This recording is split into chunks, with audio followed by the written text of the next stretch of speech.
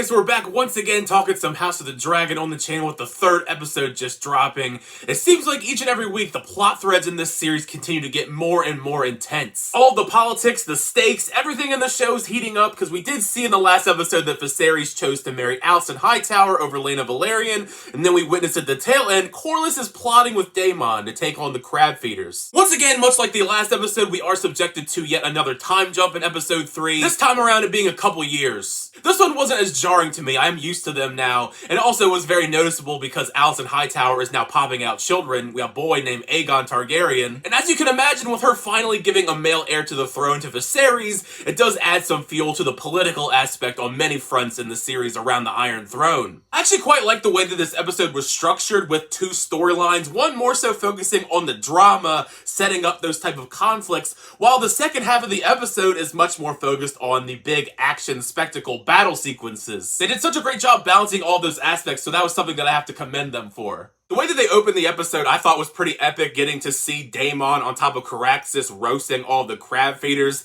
That poor guy, we saw that poor guy, he was so happy that it looked like he was going to be saved by Prince Daemon, and then he just gets crushed in the process. Much like I said in the previous two episodes, once again in episode 3, you really do feel bad for Rhaenyra Targaryen. I mean, I completely understand the resentment that she has for her father. As we see, she hasn't really been speaking all that much to Viserys these days, and to go along with that, there is that awkwardness here with her relationship between herself and Alicent Hightower, because now they're going from good friends to Alicent Hightower being her stepmom. To be honest, I don't see how that kind of situation could ever not be awkward. As if it couldn't get worse than that, you do have Viserys trying to get Rhaenyra to marry somebody, but it does lead to some fun introductions, like we get some Lannister descendants, twins. Jason Lannister is the one that's trying to marry Rhaenyra. You have Laenor Velaryon as an option, who's a little bit busy right now because he's over fighting in the Stepstones.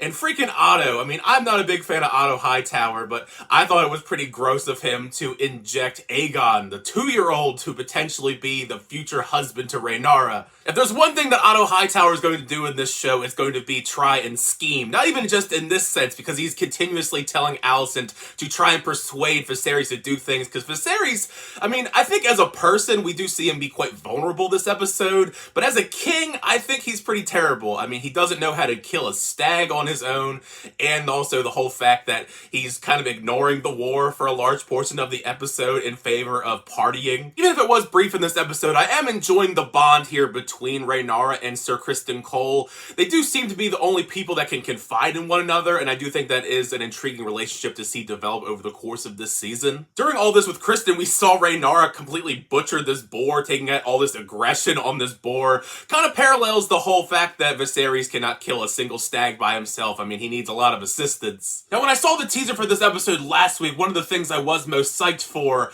was the action sequences with Corlys, Daemon versus the Crab Feeders, and those action sequences in episode 3, they completely delivered on everything that I wanted and more. I was on the edge of my seat the entire time. It had that same epic classic Game of Thrones brutal action feel that I'm used to. Personally, all things aside, I just thought it was great to get to see Corlys and the Velaryons actually kick some ass in this episode. They do some serious damage here. And we even throw in some amazing dragon action with them roasting the crab feeders on the battlefield. If my memory serves me correctly, I'm pretty sure the dragon we do see is Laenor Velaryon's dragon, Seasmoke. It wasn't Caraxes. In general, I feel like if you bring a dragon onto the battlefield, 9 out of 10 times you're going to win. We'll be very curious to see more of this character as episodes progress, because we really haven't gotten a whole lot with Laenor Velaryon, but we do know that he is a potential suitor for Rhaenyra, so we're going to probably get a lot more of him as that season progresses. It's going to be very interesting to see where we go in the next episode. If there's going to be another time jump, we do see at the very end of the episode, Daemon brought out half of the Prince of the Crab Feeder's body,